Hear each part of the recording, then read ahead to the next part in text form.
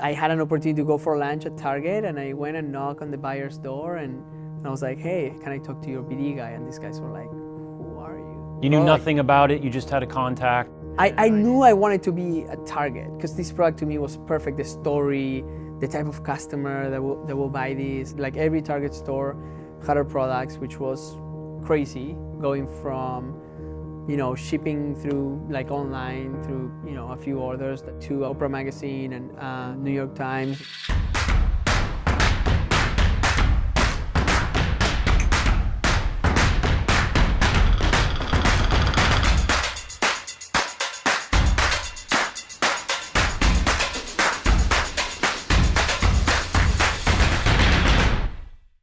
Hi everyone, my name is Justin Hovey. I'm a partner at Pillsbury, and I'm here with Santiago Merea from Raised Real, and we're going to be talking to him about his journey where he's taken his company from an idea to selling organic baby food across the entire United States. Our conversation is a continuing series we're having with entrepreneurs, trailblazers, and visionaries about the companies they built and the stories behind it. Santiago, let's talk about your origin story. You're from Argentina. How did you end up becoming an entrepreneur here in the United States? Yeah, it's a crazy story. My dad's an entrepreneur. Like he's in the construction business. He had video stores when those were a thing. And I worked at the U.S. Embassy in Argentina, and all that interest for the political system here led me to apply for a master's program in public policy. And so I came to Minnesota. So this isn't the traditional path to entrepreneurship in Silicon Valley by any means? No, not at all. I was in Minnesota, studying public policy. I went to Washington, D.C. I worked in political campaigns, even at a law firm. And then, one day I decided that as a side business, I wanted to sell this, cover for the iPad. Because and this was something that, the catalyst for this was something for your then girlfriend, now wife, Abby, was working on, and you just kind of stumbled on it. And this was the precursor to your former company, Orange Chef. Yeah, right? She was just cooking. And she would always kept the iPad really far, and I was like, that's not the purpose of the iPad, you should have it closed. And so I literally put a baggie on top of it. Like a Ziploc, clear, transparent bag. And she was like, wow, this is great. And then other people said the same, and then I was like, okay, I guess with this credit card, I'm just gonna buy a bunch of plastic bags and see what happens. So let's fast forward a little bit, Santiago, and talk about the way in which you financed Orange Chef, your prior company, which is, as we call it, a party round, which is raising a significant amount of money from a variety of investors, not really a one lead, maybe involving angels and VC. I think, it's tough because you don't, in a way, you don't have a choice, but that's not entirely true because, everybody you meet is so, anyone that wants to put money in your company is just such a amazing feeling, and the big downside of a party round is when you actually get people in that don't know what they're doing. But that's a problem, whether that's your one big investor or one part of your party round. And so let's talk about, you couldn't be more of a contrast now with Raised Real in terms of how you financed the company. You went from Orange Chef, party round, multiple investors, mostly financial investors, institutional money, to Raised Real, where you basically have one investor that is a strategic, Schwan. And it couldn't be more different. So talk about why you did that and the dangers of that and the upsides of that and how you manage that relationship. Strategic investors can be great. Strategic investors can be terrible. I think the main difference is that for a VC, this is what they do. They invest in companies, they invest in X amount of companies, and if your company happens to succeed or not, it doesn't really change things for them. A strategic is different, because a strategic is betting not on your hyper growth or anything like that, they're betting on you becoming a strategic part of their business. And so you better be sure that this partner is someone that you want to work with, and someone that you want to work with for the long term, right?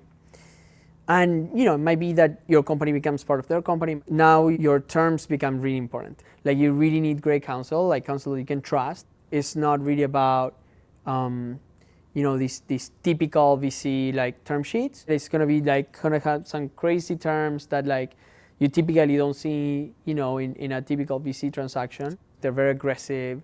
They're thinking about control of the business. They want a path to control as opposed to path to liquidity. Right. And this is not because they're being mean or anything. It's just makes sense. It's in their DNA. So Santiago, let's talk about Raised Real. How should we think about it? Is it a consumer products company? Is it a software company? Is it a hardware company? Or is it the intersection of all of those? At the end of the day, we are a marketing company. We obviously focus a lot on our food, a lot on our packaging, but it's all about gaining mom's trust. Baby food to me was just outrageous. Starting with formula. In terms of the cost? Oh, in terms of the quality. The first ingredient in formula is powdered milk? Corn syrup. Corn syrup. First thing they put in there. It's terrible, right? So we're feeding babies corn syrup. That's insane. I had no idea. It's insane. And then you go into the puree stage, which is about 6 months, right? When you start introducing solids. Starting the Gerber baby food bottles, those Gerber, kind of things. Plum, like all the pouches, right? And we're feeding kids McDonald's at a time where they need to develop. They're developing their brains and their muscles and every cognitive system, right? We're feeding them junk. And there's studies, actually one came out today. It's about how that is linked to diabetes in kids, to obesity, right? And it's the parents are actually like getting misinformation from these brands. At what point did you think you needed to add this kind of the core competency of nutrition to your team, and yes. At what point? So basically, I had people over and other parents, and they were like, "Oh my God, that's a great idea! God, this is like Blue Apron but for kids." So I knew there was something in there. When people come and tell you like, "I want to buy that," and you're not asking, like there's something there, right? So I went to Michelle, who I knew from trying to hire her at Orange Chef. And I was like, hey, like, you know more about childhood development and you're a PhD in nutrition, you know these things very well. Like, let's meet, I want to show you something, and so I show her these. And immediately she was like, oh my God, like, this is amazing. And I would do this and this and that. And I was like, yeah, that sounds amazing. So Santiago, why Raised Real? What's the name? What's behind it? How'd you come up with it? Yeah, so we wanted something that was a cry of war, like something that you can get behind, something that can spark a movement. And if you're building a brand and you have these members buying your product and receiving your product on a constant basis and you want them to return, you have to give them more than just product, right? And to us, like Raised Real was about, this idea that real is perfect and that you being a real parent, whatever kind of parent you are is perfect, and that real food is perfect, that you don't need googly-eyed carrots in your packaging. And that's come out in some of your advertising that I've seen, some of your print advertising. It's parents in, real moments and not just this ideated Facebook picture with a smile and a selfie. Our brand is not the hero. Our members are the heroes. Like our parents are the heroes. Like we need to let them shine in the real moment. So when it comes to packaging, we make sure it's transparent, that you can see the ingredients, that what you see is what you get. You get the names of the ingredients, that's it. When it comes to, the sustainability, like we try to be as sustainable as we can, because this world is gonna be inherited by our kids, and we, for a baby food brand, that's so important, So on Raised Real, has there been any speed bumps, false peaks, or moments that you've been scared and say, wow, this makes sense, it's obvious, but it just isn't gonna work out, or it's too early? Any of those?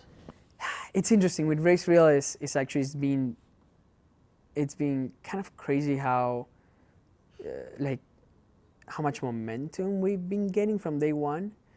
Now, are there moments where, of stress, I guess, or yeah, of course, all the time.